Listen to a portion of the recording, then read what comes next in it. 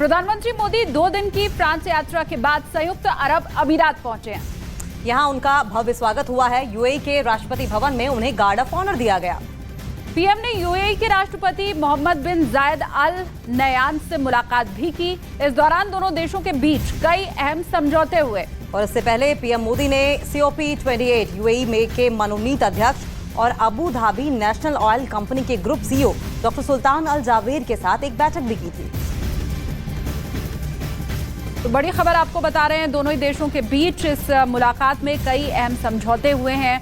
इसमें रक्षा क्षेत्र से जुड़े हुए समझौते शामिल हैं। इसके अलावा खाद्य संरक्षण और ऊर्जा, ये तमाम वो मुद्दे हैं जिनके ऊपर बातचीत हुई और कई अहम समझौते हुए। और यहीं से प्रधानमंत्री नरेंद्र मोदी और भारत की मिडिल ईस्ट में एक पैठ बनाने की जो कोशिश है वो रंग लाती हुई नजर आ रही है। लेकिन यहाँ पर एक बहुत इंपॉर्टेंट चीज ये मेंशन करना जरूरी है कि भारत U2I2 का हिस्सा है। U2 यानी कि US, UAE, I2 यानी कि इंडिया और इजराइल, ये चारों कंट्रीज मिडिल ईस्ट में जिस तरीके से रशिया और चाइना अपनी दबदबा बनाने की कोशिश कर रहा है उसे रोकने की एक कोशिश के तौर पर देखा जाता है और उसका अहम हिस्सा यूएई के साथ भारत भी है। तो 4 तस्वीरें ये आपकी टीवी स्क्रीन पर देखिए। पीएम को गार्ड ऑफ ऑनर दिया गया, वहीं यूएई के साथ कई समझौते भी हुए। तो ये तस्वीरें आपको हम बता रहे हैं, यूएई के राष्ट्रपति भवन में उन्हें गार्ड ऑफ ऑनर दिया गया। इसके अलावा महाराष्ट्रपति मोहम्मद बिन जायद अल नयान से उनकी मुलाकात भी हुई। उस मुलाकात की ये तस्वीर आपको हम दिखा रहे हैं और इस दरमियान दोनों ही देशों के बीच में कई अहम समझौते हुए।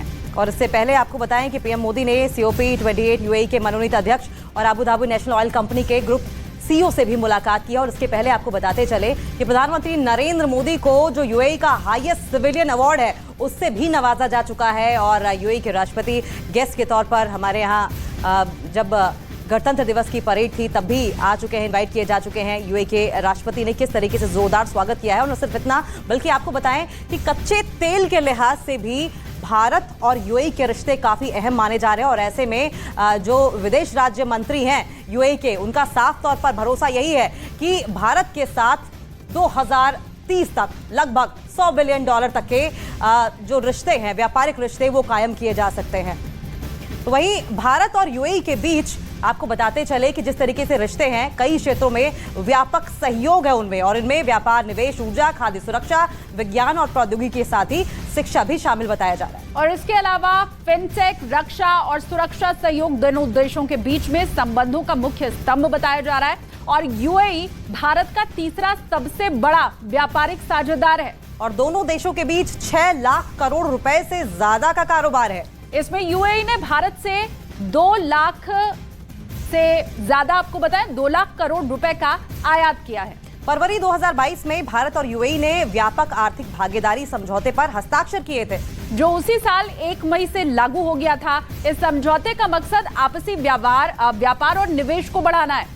और यही वजह है कि वित्तीय वर्ष 2022-23 में द्विपक्षीय व्यापार ऐतिहासिक ऊंचाई तक पहुंच गया है।